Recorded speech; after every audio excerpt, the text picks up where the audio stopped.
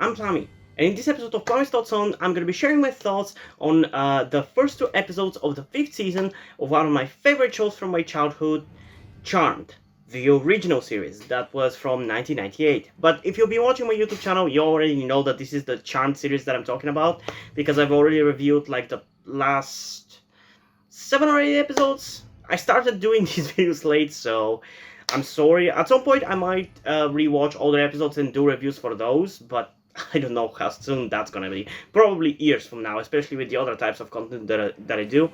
But anyway, I'm really excited to talk about this episode, although, to be honest, there's not gonna be many different things that I haven't already talked about in regards to this show in this video, because I lost my notes that I had written when I was watching the episode, so I don't really remember every single thing that I thought about the episode during the episode, but I think we should still be fine, because I still only watched it like a few days ago, so I still remember most of the things that happened, so I still can tell you my proper opinion about it. So yeah, the episode is called A Witch's Tale, and right off the bat, the fact that it featured mermaids really reminded me of another show from my childhood that I really liked, and that I am going to react to at some point in the future. There's a lot of things that I want to react to, so it could take literally a year or 2 years until I get to react to it, but I will eventually react to H2O, Just Add Water, because it's a show that I really like. And this episode really reminded me of it, with the mermaids and the power things, and even the moon pool place that this episode had was kind of cool. So I really liked all that stuff about it, but similarly to what I've said in the previous few episodes of the last season, the issues with the relationship between Cole and Phoebe just bogs down everything, because I personally really like Cole as a character. His actor also performs him really well. I just really enjoy that character, and it's his actor. So to see the character be treated like this, when he's acting so nice and helpful and just wants to be accepted back, and to have Phoebe, for some stupid, inexplicable reason, be so against him, is so infuriating.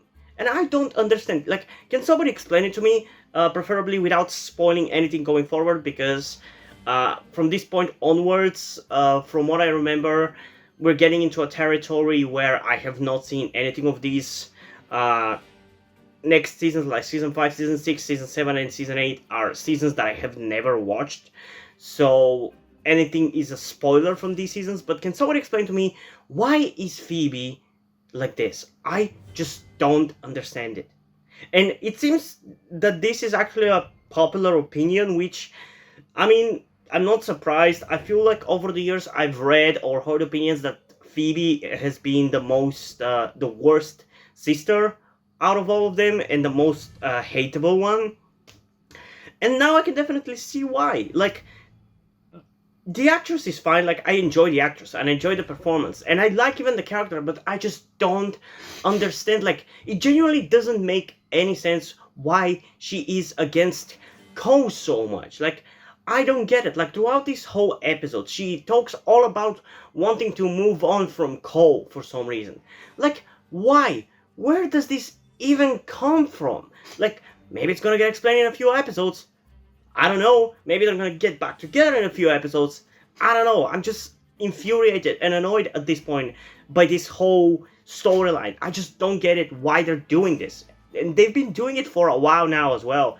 From the beginning of season 3 to now, it's been just, will they one day, will they one day, will they one day, and I just don't understand why. Like, why is she pissed at him? Like, help me understand, why is she pissed at him? Like, let's ignore anything that the writers have been trying to do or whatever. Like, let's ignore all that. Let's try to logic ourselves into her position. Like, how does she get to the conclusion with her thought process? Like, what caused her to hate Cole? Like, he was possessed by the... I mean, we honestly have to go all the way back to where this storyline started, where he was Balthazar and he fell in love with Phoebe, so he was on their side, but then he wanted to lose his powers, but then the the source made him kill a witch, so Phoebe refused to take off his powers. So then he tried to kill the source, or I mean, I don't even remember at this point how much stuff has been happening, and we're still doing this shit.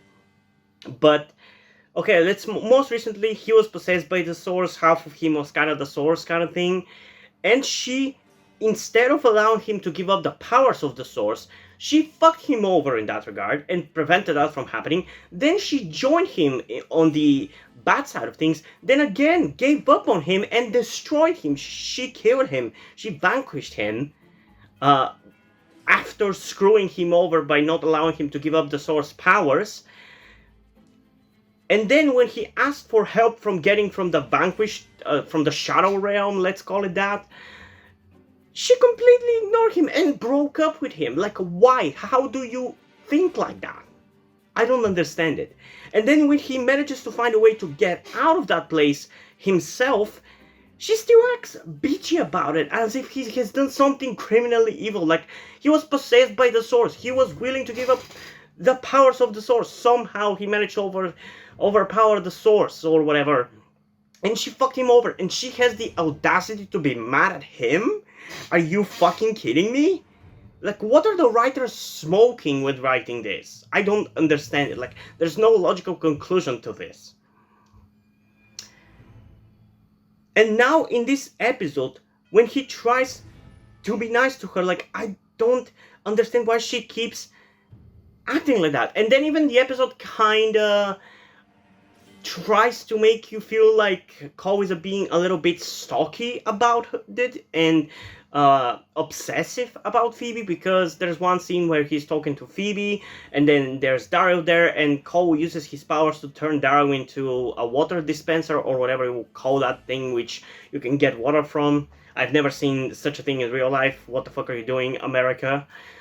But he turns Daryl into that thing, so I guess we're kind of supposed to think that he is not necessarily doing this with the best intentions or whatever, or just the writers are trying to make us feel weird about Cole. I don't know, but that's how it came off, at least. And it pisses me off because if that's what the writers truly are doing, I feel like that is not fair. They're trying to make us side with Phoebe when her conclusion to this, like her thought process, is not logical at all. And as a logical person myself, somebody who thinks logically about everything, I just cannot agree with that, and it just pisses me the hell off and makes me side even more with Cole. And then it was even more hilarious when Cole asked for advice from Daryl, and Daryl told him to leave, but then later Paige had to bring him back because he was the only way they could save Phoebe from continuing to be a mermaid forever. What else?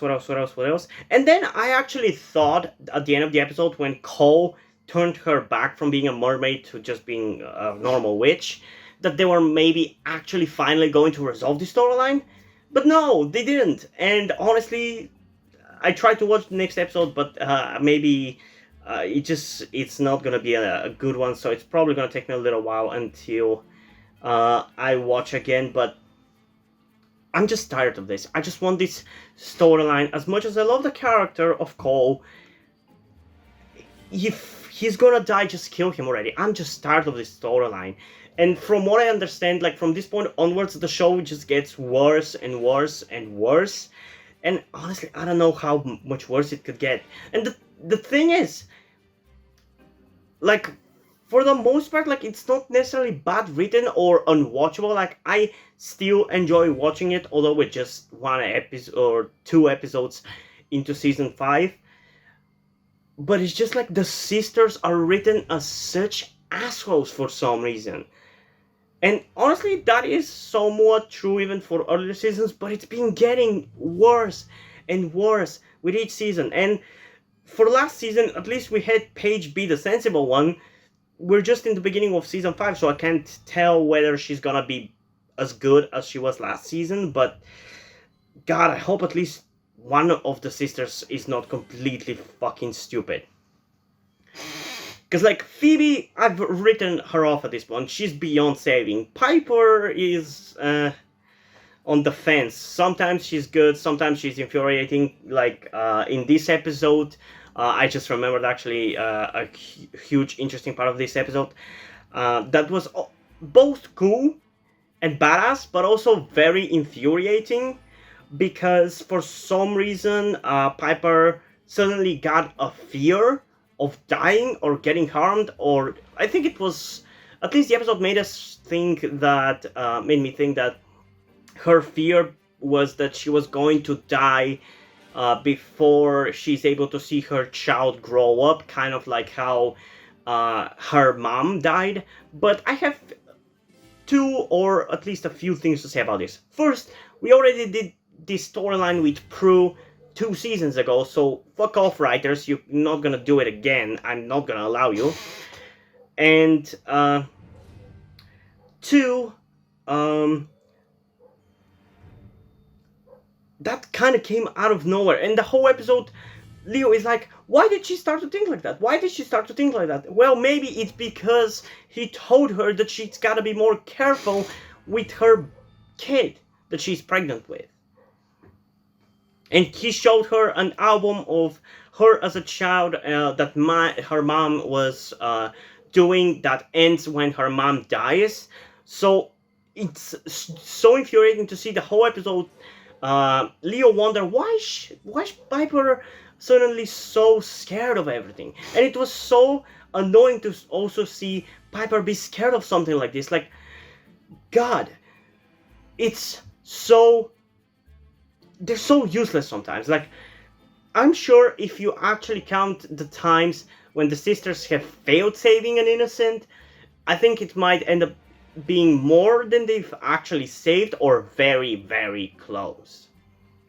So yeah, I don't know. Those moments where they just are too slow or for some reason just don't do anything are so infuriating. But once she got rid of her fear through the fearless spell, she became pretty badass and actually enjoyed that Piper quite a lot. It reminded me of that one episode in which she and Leo had to pretend to be some kind of demons or something. It was with like because they had to save a kid with some fire powers. It was an episode, I believe. It must have been last season because it's one of the really cool moments of that season, and it felt like a consequence of her development after Prue's death. So I'm pretty sure it was last season. And in that episode, she was pretty badass when she had to break down a door to go and save the kid. That kind of reminded me of that. And she was pretty badass, so I really enjoyed that. I wish they had more things like this with these characters instead of them just doing whatever they're doing, with Phoebe constantly ruining Cole's life. I honestly don't even understand what he sees in her at this point. And with Piper, things that I'm sure we're going to start seeing about her relationship with Leo. But yeah.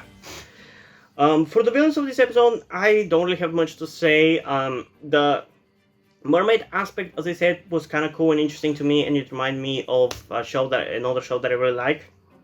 So that gets a plus, but overall, I didn't really care for the villains in these episodes. And to be honest, Charm doesn't really have good villains most of the time. But yeah, I don't know. They're just par for the course, I guess. But yeah, I honestly can't think of anything else. Sadly, as I said, I lost my notes that I wrote during this episode, so I can't really remember any detail that I could have possibly talked about. But yeah, I don't know. So yeah, in terms of a rating for this episode, I think I'm probably gonna give it like a 7.7 out of 10. It was enjoyable enough. I liked watching it, but it had a lot of infuriating stuff again. And if I gotta be completely honest, the most interesting part for me in this episode was the Cole stuff. Pretty much all Cole moments were great, especially his talk with Darrow. That was probably my favorite part of the episode. And the second favorite part, as I said, was the badass Piper moment. That was also pretty cool.